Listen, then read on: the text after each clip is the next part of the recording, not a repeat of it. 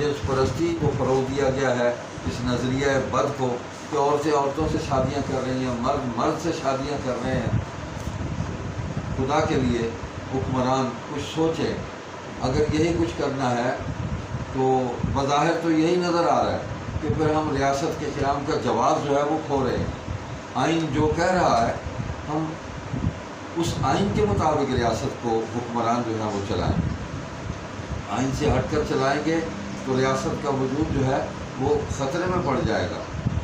ان حالات میں ہم حکومت سے مطالبہ کرتے ہیں کہ وہ تمام جتنے بھی اس قسم کے قوانین اور پالیسیاں جو ہیں جو خلاف اسلام ہیں، ہمارے سماج، ہمارے معاشرے، ہماری تہذیب، ہمارے خاندانی نظام اس کے خلاف ہیں، ان کو عمل میں لانے سے گریز کیا جائے، ورنہ ملک کے اندر انارکی پھیلے گی، ملک کے اندر فساد پیدا ہوگا، گھر گھر میں لڑائی پیدا ہو جائے گی، یہاں خانہ جنگی کے صورتحال جو ہے وہ پیدا ہو جائے گی۔ تو ملک کو بچانے کا واحد ذریعہ آئین پر عمل درآمد ہے۔